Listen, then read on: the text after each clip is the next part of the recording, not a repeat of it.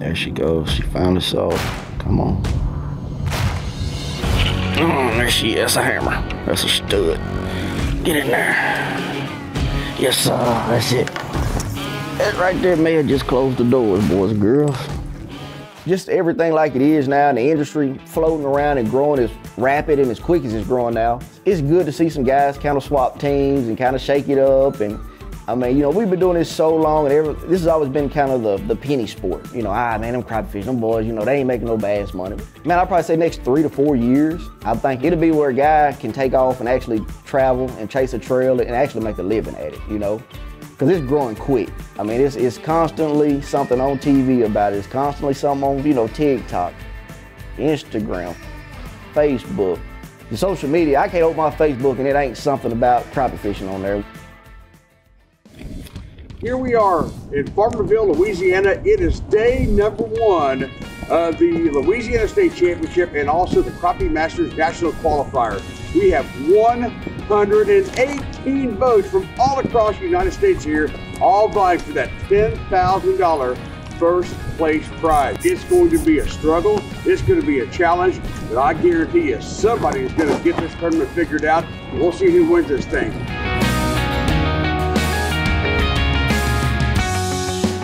Man, fishing solo, I've got to fish clean. I don't have opportunities for mess up. I'm looking for 9 or 10 bites today, and I'm gonna have to capitalize on each one of them to be able to stay in the top of it. So it's definitely gonna make it harder for me over some teams that do have some partners for sure. My partner, missing being in the boat, you know, you think, oh, it ain't no big deal because I pre-fish or, you know, fish, I don't know, probably 98% of the time by myself. Well, when you come to the tournaments, you know, you start to miss that person in the boat with you that's been with you for years. You know, it's something simple as backing your truck in. Well, today I had to back my truck in the boat ramp, and I had to drive all the way back around to the hotel and walk all the way back. Little stuff like that you take for granted because you got somebody with you for so long, and after they gone, it's little stuff, you know, that just kind of pops up. It's like, dang, he ain't here. Well, I guess I got to do it now. You catch a fish, you gotta weigh him, you gotta coil him, you gotta put him in a live well. Well, used to, I'd catch a fish, hand him to him, he was gone. I'd have to keep fishing, you know, so. It's a void that's definitely something that can't be filled, you know, with just anybody because you built a relationship with somebody for so long, you know. We was blessed to go out and spend some time together, and I mean, he caught an absolute giant. I caught one of Grenada, it was 378, which everybody's, man, you know, that's a big deal. Well, he flips one on the deck that's 406, and it, you know, 303 what? It ain't even a thought anymore now, you know. I would say for him to get out, you know, and catch something that's gonna last a lifetime, you know. That's a memory me and him have forever. I think that was kind of a gift from the good Lord, I really do, because he's had one heck of a stretch. He actually ended up hitting another boat, and it slung both of them out to boats, you know. So it's a blessing, you know, that he's still here even with us after that accident. You know, that was kind of a wake up and reality call for us, for sure. You're just taking, you know, the big old boats for granted. You think, man, this big old boat, man, what's gonna happen? I'm not gonna fall out of it. Well, you ain't gonna fall out. You get slung out because another boat cut in front of you, and you know, both got ejected out of it. Just say, okay, you know, we weigh 7 fish in a tournament, so that's 7 times I'm in the live well. Well, just say on average, if you spent 4 minutes in the live well culling a fish, you do that 7 times in a tournament. You spent roughly 30 minutes, give or take 2 or 3 minutes. You spent 30 minutes of your day not looking for a fish, not on the trolling motor, not looking at the live scope. That's 30 minutes gone. So if you take a team like Richard and Ashley, who's got a partner, you take somebody like her, what she does, she's just as valuable as a man on a trolling motor. I mean, when you got a person who knows what rods you need, they know what bait you need, and you never really even have to say anything, you look up and it's there, that's big time. I mean, it is. And that's minutes that you know, me, I won't get back. I'll lose 30, 40 minutes a day culling fish, sorting fish, you know, checking on fish, or digging for a bait, or digging for a rod. Well, when you're fishing with some of these guys nowadays, 40 minutes will make or break you. I mean, you know, some of these boys, I've seen them in 40 minutes, they've got 7 fish in the box. So it's big time, you know. We've got 3 fish in the boat that I consider tournament fish. Man, I'll be honest with you, I've caught, I don't know, 8 or 10 fish that are probably 110s to 120s fish. This tournament, it ain't gonna cut it. I mean, so I don't have the time to really put them on a coil tag and then try to go back there and dig them out the live well and throw them out. I'm gambling by throwing them back and not keeping 7 fish right now, but I believe from by 3 o'clock I can grind slowly but surely and get 7 of the fish that I actually want to put in the boat and try to be a little more time efficient with the time I have.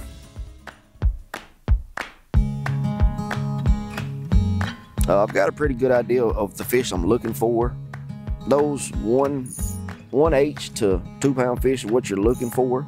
They're out here. There's not a lot of them right now. I think they're probably a week or 2 behind the pattern of being up here on these flats.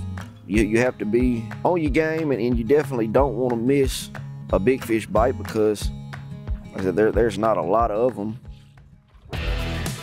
out here, and that's a good fish there. That fish there will probably be £1.5 fish.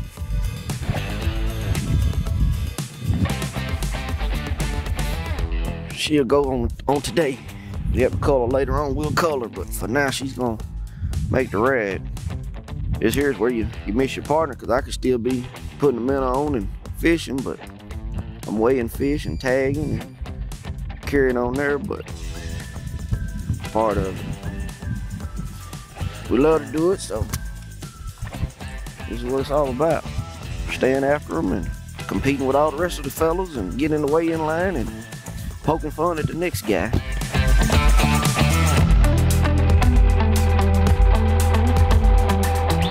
It's still gonna take some good fish today, even with the wind as bad as it is and the conditions like it are.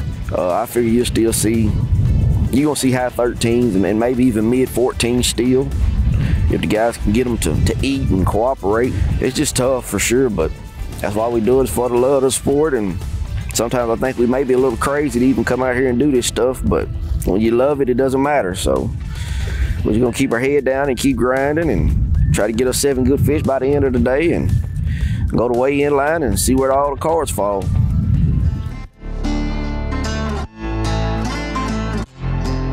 Look out for Lamar Bunting.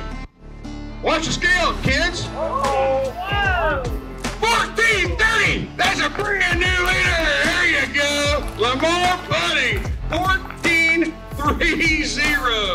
Showing off and showing up.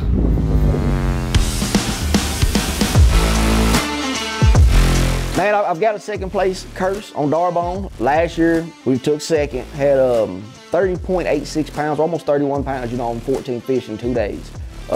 Fished Crappie USA down here last week, took 2nd in it. Guys at the boat ramp kind of joked at me. They said, man, you've got a 2nd place kind of curse, don't you? They said, you can't never get over the hump, so you're always right there 2nd. This year, I'm trying to make this my year to where I can climb to the top and get that 1st spot this year.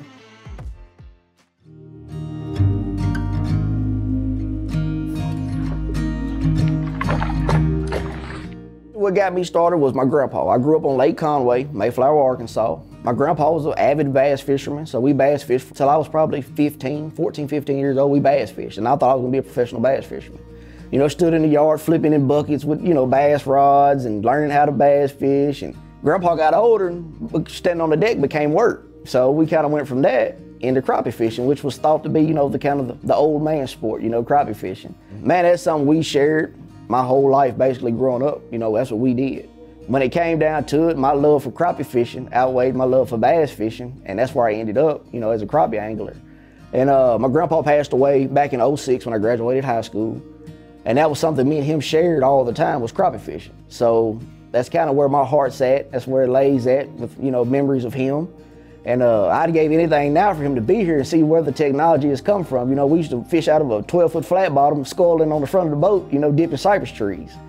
Now, we're running 22-foot Rangers with 300 Mercuries on them and $30,000 worth of electronics, So I would definitely give anything for him to see where has come to this day now and what's going on for sure.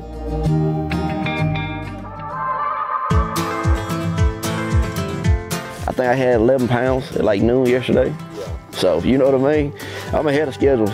Man, I'm running the same thing I ran yesterday, and they're out here in this deeper water roaming, but right now, they just hadn't sit still. All my fish I caught yesterday, big fish, were sitting on timber. Like I said, 2 bites, and if they 2 1/4, 2 1/2, you jump a pound. Over a pound, just 1 fish, so just keep fishing, and you eventually run into one of them old big ones. Man, growing up on the water or growing up kind of in the woods, in the water is where I basically spent all my time. Deer hunting, turkey hunting, rabbit hunting, fishing. Of course, you know, it's the thrill of chasing those fish, you know, and being able to figure them out, make them bite when guys say they ain't caught them, you know. I like to pull up to the boat ramp and say, man, you know, what's going on? Oh, man, they ain't biting today. You might as well go home. Well, it's a challenge now. You know, it's game on. Let me see if I can get them to bite, you know. Then you get to come in and they say, well, what you catch? Oh, man, I got a limit. Man, ain't no way you got a limit of fish. And they get to come in the boat and look, man, how you do that? So, you know, that drive for sure is definitely a strong part of it. My biggest deal is definitely casting to them. That's the way I like to catch them. Because it seems they're less spooky and kind of really don't know you exist when you can cast to them, because you can stay so far away from them.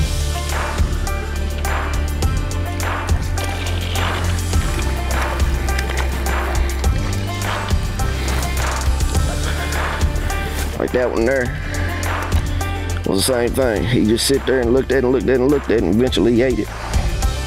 And that's a 2 pound fish. I mean, that's what you're looking for.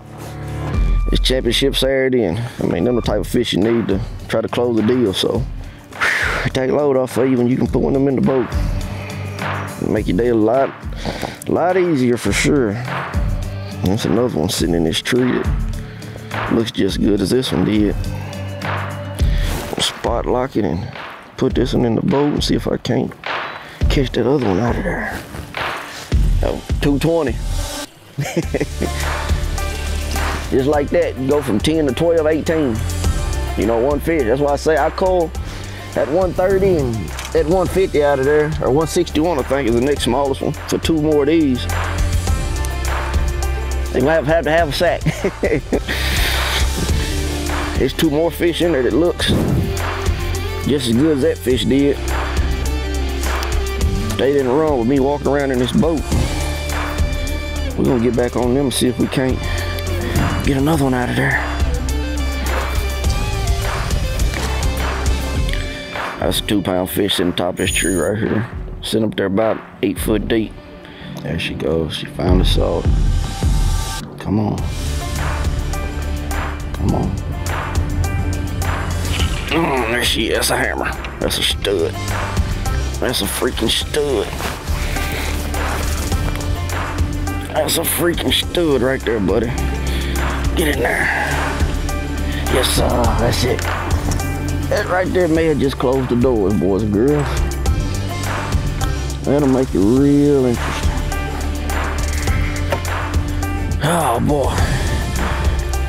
Prime example of what I was talking about. She just sit there, and I mean, you can see her. I mean, I just sit, messing with her, messing with her, messing with her, messing with her. Eventually, she come out there and ate it. 198 for a 130, so.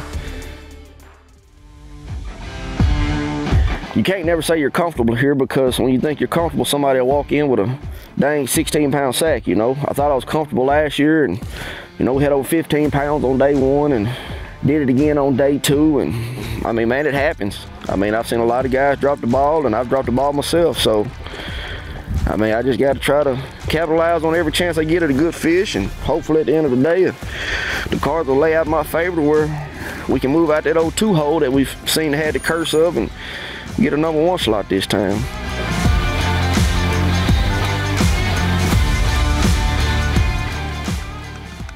In second place after day number 1, had 1430.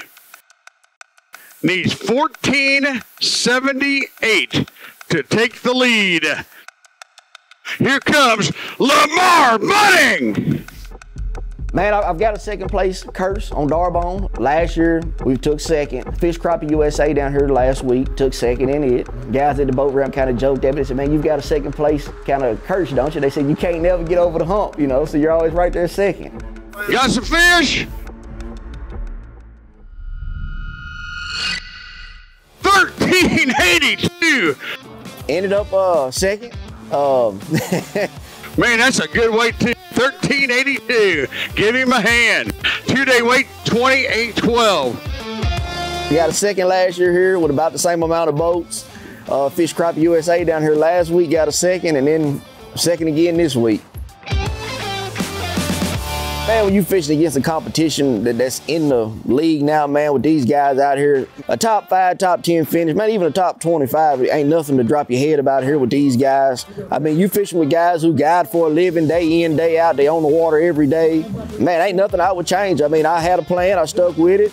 Yesterday, it executed a little better. Today, I was just 1 or 2 bites short of what I needed to be. Man, all in all, I'm tickled pink, man. I mean, fishing solo, you know, taking the whole load upon yourself. Man, I couldn't be proud, honestly. I mean, I'm happy with it.